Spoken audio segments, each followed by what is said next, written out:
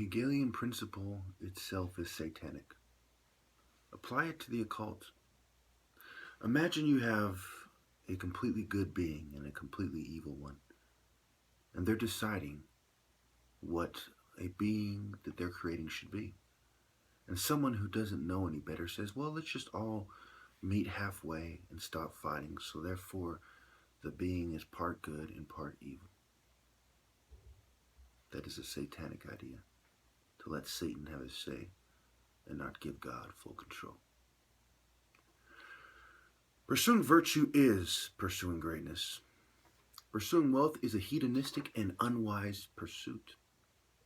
The first can appreciate the difference between the two, while the second is blinded by Satan for being a feeble, sensual, or selfish soul, as Pike would put it.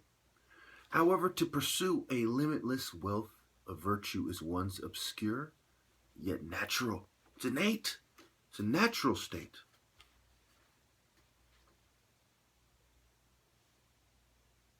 Valor, courage to fight bravely. Well, what is bravely? For example, going out and rescuing a wounded comrade, right? That was a selfless act. That's why it was brave and not stupid, right? Because it was a virtuous, selfless act. So these things are connected. So therefore, to fight like a coward is to be selfish.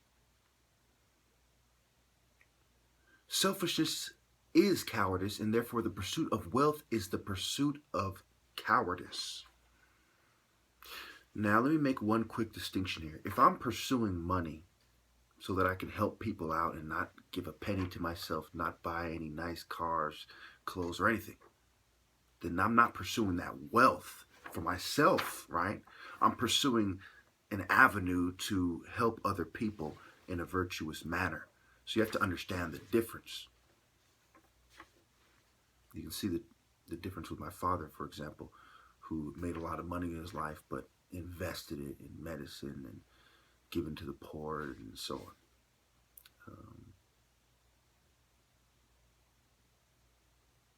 All right, so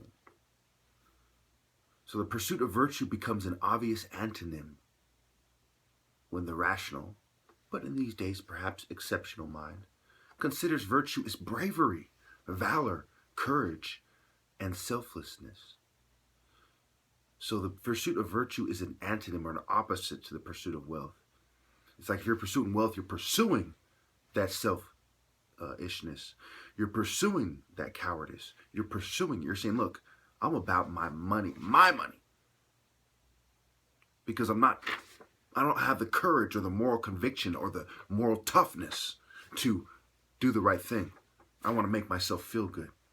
Because I stubbed my toe, emotionally speaking, right? Metaphorically speaking. And now I don't want to help anyone else. I just want to help myself. Fuck the world. They treated me this way, or for whatever reason. Something rubbed them wrong. And they couldn't take it. And so they buckled. Now they're pursuing wealth and not virtue.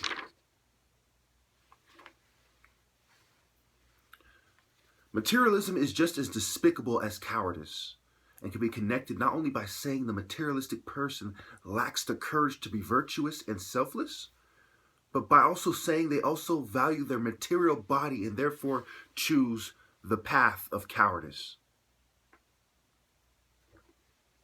So this person has chosen materialism, right? And that screams that they lack the courage to do the right thing, right? To have virtue and to be selfless.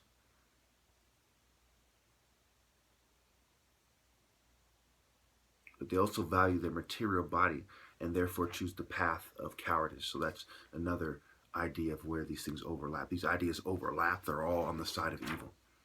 Okay, you cannot apply evil in a way that is truly positive. You cannot apply any of these things in a way. You saw how Solomon built his temple and he loses his mind, because he was building it. He started off on the wrong foot working with evil. Only God can do that. Only God is the perfect being that can do those things, and he rejects these things. So what does that tell you? Especially in a martial arts context, selfishness, evil, materialism, shallowness, lies, these things are despicable. Let's look at the case of a fire and a toddler in a building full of people. The selfish, materialistic cowards are shallow and lack the depth of understanding to care that there is a baby still there. Right? They're conforming. There's a fire. Let's get out of here. And they start moving. This is conforming to the natural behavior in an artificial system where people aren't focused and concentrating. Again, those principles that I'm focusing on, right? Till May, especially, I'm emphasizing focus, concentration, morality, right? They lack the focus on morality. See how these things all are connected and there's no separating them? And if you rearrange them or anything, you don't get the truth. The truth is keeping these things connected the way they were meant to be.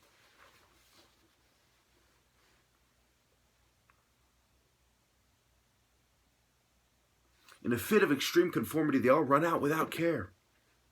So shallowness, cowardice, selfishness, evil, materialism, and lies are all connected. Because what are they likely to do if not in that incident, if not others? And what are they likely to do if not in that incident, in others? Okay? It's to conform and to be cowardly and to do the wrong thing. They're too shallow, right? They don't have the depth of understanding, the depth of spirituality, the depth of faith, the depth of conviction and courage. They don't have depth, right? They're shallow. Those are the shallow things, right? You can't have depth of evil. Evil is shallow. More shallow you are, the deeper you are into evil. But in its true sense, in the idea that you can be deep and evil is false. Now you can say deep things. So what? See, I'll get into that in the end if I have time. So, tell themselves that they did, so they will tell themselves that they did the right thing, or it is not their fault for them to walk around with the same confidence as a good man. They must lie to people and so on. So for them to walk around and pretend like, oh, it's, everything's okay, and, no one's looking at me with disgust, with the same kind of respect almost as decent people in society, if not good people. They have to lie to others. They have to walk around as if they did nothing wrong, which is a form of lying, right? They're being fake, fraudulent. They're deceiving, right? They're lying. Give me one second. All right, so we see now how selfishness, shallowness, materialism, cowardice, conformity, evilness, and lies, the 7 traits on my wall, shallow traits of the New World Order, are connected. And they are adverse to the things that I'm pursuing, to the point that I put it on plaques. I have 5 plaques now on my wall, 2 of things I will accomplish, just like the first 3. I got them before I accomplished it on the 20th. Okay? So there you go. Look at it from a martial arts perspective. Look at it from morality. Understand how these things are connected. And also understand that in many ways, martial arts only survived because of its morality, especially in the form that we have today. Because people said this thing is good for society. People are treating each other decently. It's helping people think. A lot of scholars are martial artists and stuff like this. So they said, okay, we are going to allow it to continue, and we're not going to take offense to it. And a lot of, martial artists have taught royalty and important people in society. So they're of use to the governing class in one age and into the other, and so on. So going back to that deep thing, let me just wrap this up with this real quickly. When you are a deep person, you automatically move toward righteousness. It's like understanding the different value between gold and a gold nugget and a rock. Once you're aware of the value in the world or system that you invest in, you put stock in, right? That you subscribe to, then you're going to choose doing the right thing. You know, you're not going to choose evil. Evil is something for shallow people. When you're in this kind of weak, selfish mind state, you know, you're like, well, I'm going to do this evil, and, you know, the easy way out, so to speak, right? Because we're not talking about suicide here, which isn't always wrong. What Jesus did was a form of suicide, for example. But, you know, we're talking about the easy way out in the long term. In the long term, you know, of life, evil, you know, life on this planet, evil is the easy way out. And it's hard to be a man of high moral value, a man of renown, a man of giant, you know, a giant among men. Now, also, one must also consider that great men, you know, like the statues in Egypt and so on, a lot of these great warriors of old were, you know, exceptional for one reason or another. Some of them were tall and great warriors. Some of them were very brave. Some of them had some kind of freak of nature that made them seem special, or perhaps a divine event, what have you. Something happened that made these people stick out, you know. In my case, because I know a lot of people have trouble figuring these things out, so I'm going to help you understand it. It was my depth of faith. It was being mistreated for doing the right thing, which created this powerful, righteous indignation, as opposed to a gang member or criminal who's being mistreated for doing the wrong thing. Okay? The people mistreating them may be going too far with it or doing the wrong thing, but at least there's a certain sense of justice there. And so their anger, you know, on some level is not truly potent. But the righteous indignation that is a bit of the wrath of God when doing God's work, you know, there's nothing that compares to it. So when you look at that, and God saw my devotion and my passion for righteousness, and he said, you know, what are you doing? Just, you know, playing these games with these people, you know, playing the game of life. Step out of the trap. You know, go on a mountain and look at it from a different perspective. The mountaintop of Martin Luther King and Moses, right? Look at it from a different perspective. See the truth. See it for what it is.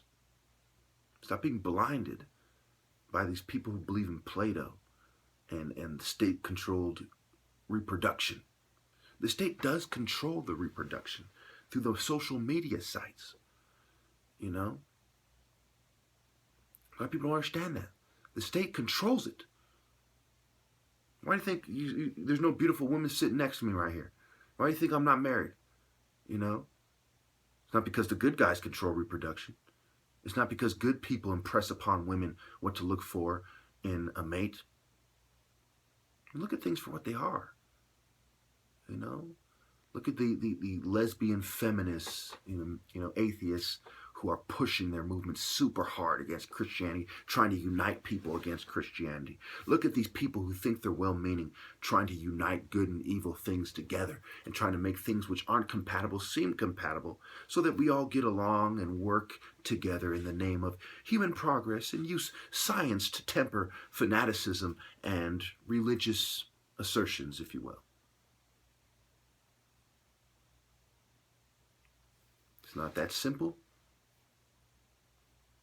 They don't understand what they're dealing with in the first place, but yet they want to get them to work together, you know. For what? For more of what we're seeing right now, more corporate control? Let's all work together so we can make the corporate elite happier.